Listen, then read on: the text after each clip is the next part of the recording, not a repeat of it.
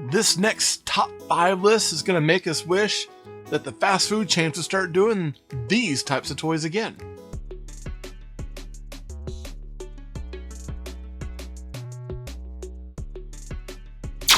Hey toy fans, I'm here with another one of our top 5 lists.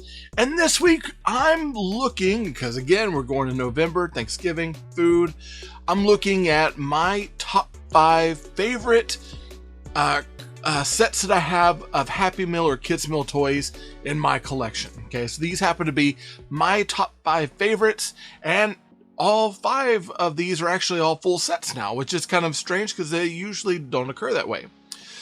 So as we get into my top 5 sets, I wanted to make sure that it was either Kids Meal, so that opened up Jack in the Box, McDonald's, you name it, whoever was out there, Burger King.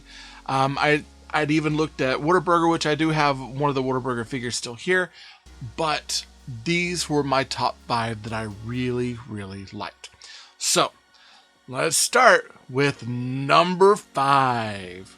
So my number 5 actually comes from McDonald's, and it kind of paired over with the airing of a movie, which usually occurs back in the 90s, and it is the Flintstones movie drive-in sets.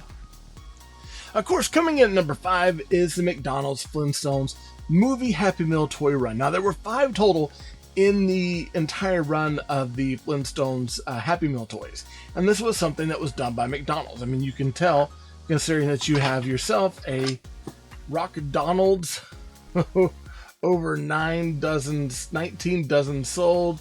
You've got basically a drive-through here with the golden arches on top. And of course, each one also came with a car. So a lot of these, you might have the golden arches kind of go back over here. And then you would get a car with some of the characters that came with it. So you had, what was that? Betty and Bam Bam. And then over here with the, let's say, the Fossil Phillip, I know you had Barney. And the Fossil Phillip had a unique thing where you had the pumps on the outside. So you could drive Barney up to the pumps and get your petrol and move on. Each one came with a specific character and a specific way of opening. Like this one had a garage door that would open up. And of course this is Wilma with the Flintstone car, which I liked.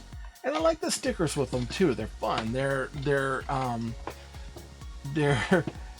kind of ridiculous, but ridiculous in a fun way. You got Dino and who is that? I can't remember her name, but yeah. And then of course Fred Flintstone over here with the Bolorama, which is always a lot of fun. That one you have to crash out the side. And then you got him with his Super Cougar car, which I love this car in the actual toy line itself. I thought was a lot of fun. La Sabre. Those are pretty cool, aren't they? I like them a lot. So after number 5, I was looking at my number 4. My number 4 is a specialized group of kids here that come from the BK Kids Club gang, or the Burger Gang.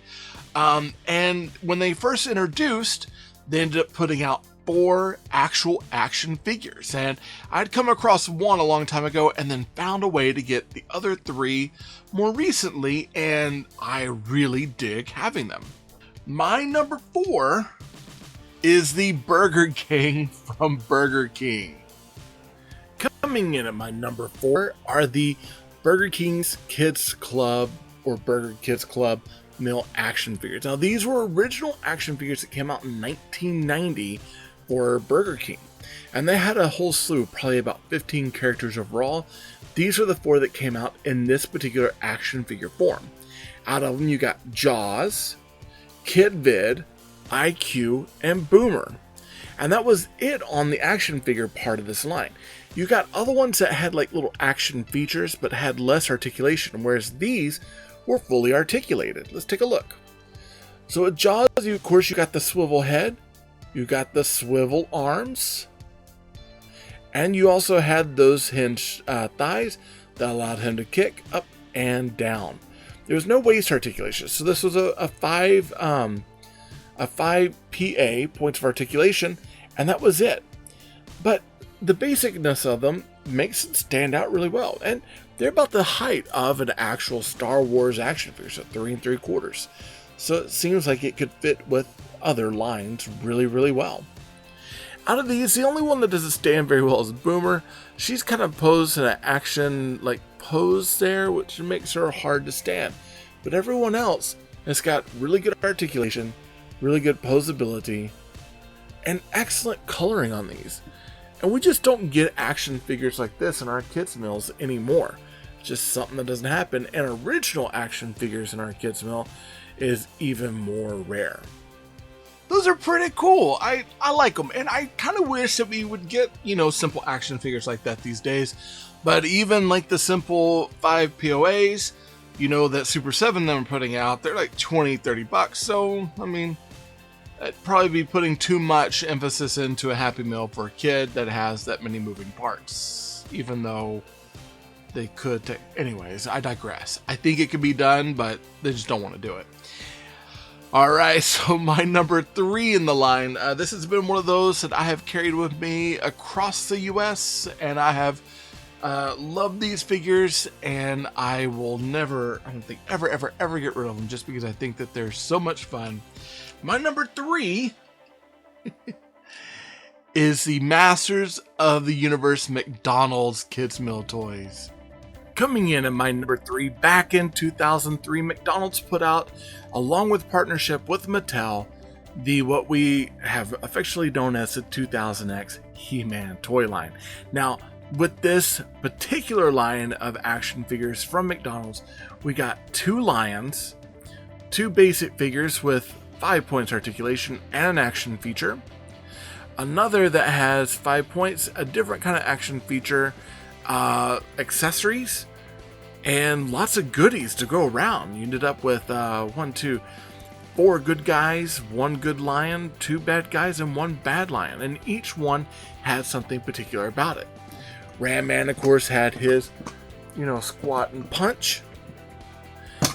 You had Man-at-Arms, who had a pretty good lineup of articulation, but he had a shield that would bounce off and knock people out because it would spin. You had Orko, who had a wind-up feature, and it was very reminiscent of how he would just spin around and go wherever he needed to, much like the vintage toy.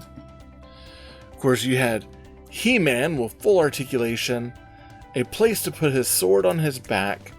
He would also hold his sword, and he would sit on top of his lion, who had 5 points of articulation and a battle feature that if you press this, it would make He-Man shoot off. Oh! Of course, Beast-Man with a pounding whip and lots of articulation. And Skeletor, much like He-Man, with the same articulation, including the waist spring. And you had Panther with the missile and a removable saddle. This was such a cool line. And I love this one. This is one that I've had since I lived in Florida and I was working for Walt Disney World. I had absolutely no money. And this has moved with me from Florida all the way back to Texas, from Texas out to California, California back to Texas, and into my new home. And it has not gone anywhere. I've held on to it for all those years because, to me, this is one of those rare instances where I've got an action figure set that comes from a Happy Meal toy that I love, along with a franchise I absolutely love, and they are merged together beautifully and in a well done fashion that if I got rid of this, I would probably have to kick myself so hard I'd go to the moon. How much fun are those? Those are great, aren't they? So we're down to the number 2. Now we're starting to get up to the last 2 spots. I have talked about these toys before. I've already done a review of them in 2 different videos, and they're awesome. They're really, really cool. And again, going back to that 5 POA, the 5 points for articulation, and having kind of a set piece with it, it really makes you think why companies can't do this anymore for this price range. And these took me a while to track down all 4 pieces, and to get them at decent prices because they are beloved, very, very beloved, but they are super, super cool. My number 2 in the list is the Universal Monsters Raw 4-inch action figures from Burger King. Coming in at that number 2 spot, of course, is another one of our Burger King sets. This was 1997. Universal Monsters was making a comeback, and they had an incredible run of 4 action figures in that line. And what I liked about these action figures is that, for the most part, they are 5 POA, 5 points of articulation, and they come with really interesting accessories that make them feel kind of retro nostalgic and yet still rather new for what we're getting in 97. Of that, a couple of the figures had a case piece that would allow you to turn them up out of their play set. And of course you could unpeg them off and play with them with their 5 points of articulation. The only one that did not have 5 points of articulation was the creature from the Black Lagoon that had a see-through body and a stomach that would allow him to take in water and shoot it out.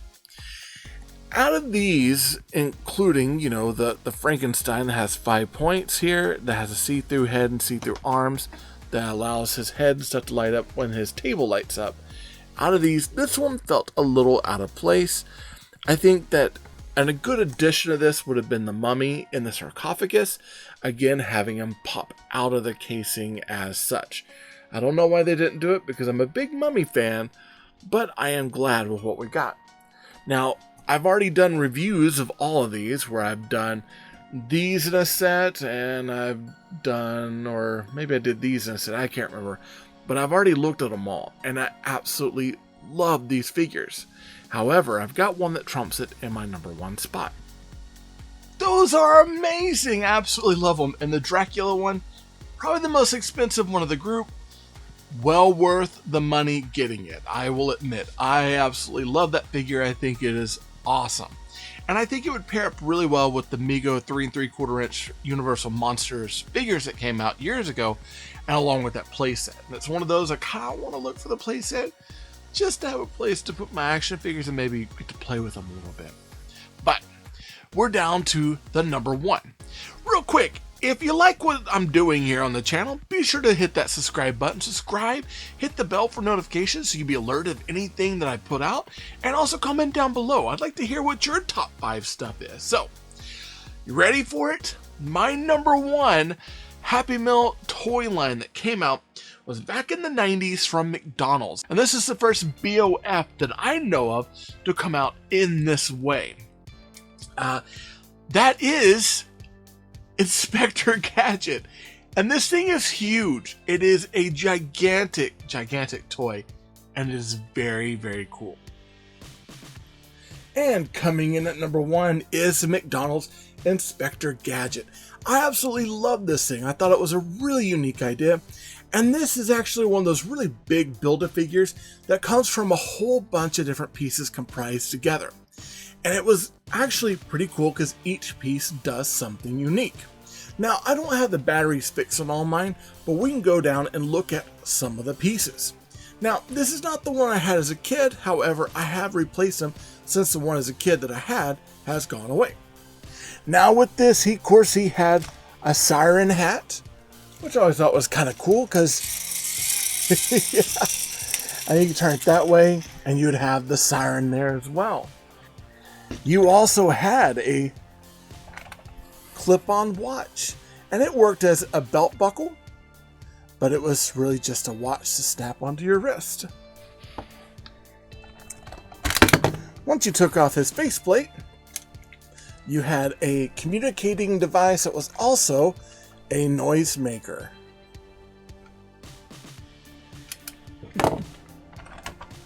With that, one of my favorite pieces out of the line, you had this arm.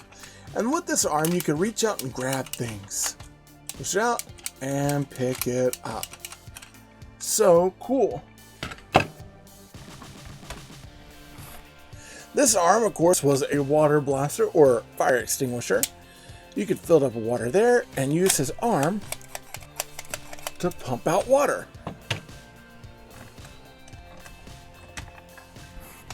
For the body of this, you had a really good likeness of Matthew Broderick, and then you had the Narvik 7 system.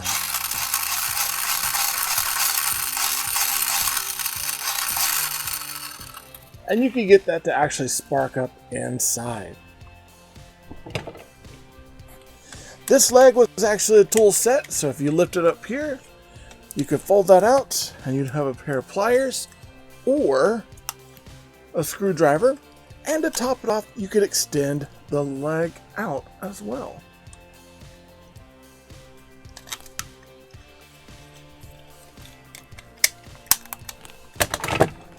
And then lastly, you had this leg. Now this one is out of batteries, but this one also had an extending leg that came out, and it had a light up feature that would light up the gadget on the side, and it would create a little green spotlight for you to use as well. And of course, once you got all the pieces, you would just snap it all back together. And then finally, to top it off, you could extend him out and make him even taller. This thing comes out to almost 18 inches in height when he's completely expanded. And he makes it a really interesting centerpiece for a toy. Growing up, I've always liked Inspector Gadget. I didn't care quite so much for the movie, but I do like Matthew Broderick. And I felt like this was one of those really cool kind of toys that you only get every once in a while within a lifetime. And this is when kind of McDonald's was on their A game for really getting people to come in and hit all the toys that they could, and to help out the Inspector Gadget movie along with Disney. So I feel like this one is probably one of the coolest Happy Meal toys out of my collection. Well, that's it. That's my top 5. I really dig these lines. I think that they're a lot of fun. My good friend Gary actually gave me the Flintstone sets. The others I had to track down over time. The Masters Universe were the ones that I bought when I was working at Walt Disney World years ago. And so it's been kind of a trip finding these things, and it's been fun going down memory lane and getting to share my top 5 lists with you. What are your top 5 lists? What toy lines do you like that came out of your kids' meals? Let me know in the comments down below. Maybe it's Mystic Knights of Tir-Na-Og, which is on my list of things maybe to get down the road, or maybe it's something else. Let me know. All right, remember, they're not dolls. In this case, they're action figures that you get inside your meal. But they're also build-a-figure action figures, but then they're not figures, they're figures in a car. I don't know. When I'm not recording videos here on YouTube, I'm actually over on a podcast on marvindogmedia.com called Talking Toys with Taylor and Jeff. It's a really cool toy podcast. Be sure to check it out. Also, I need your help getting my YouTube channel to grow. Be sure to subscribe down below with that big red button. Hit that bell for notifications so you can be alerted of anything that comes from me to you. Like this video, it helps YouTube know that you like what I'm making, and comment down below. I like chatting with you all.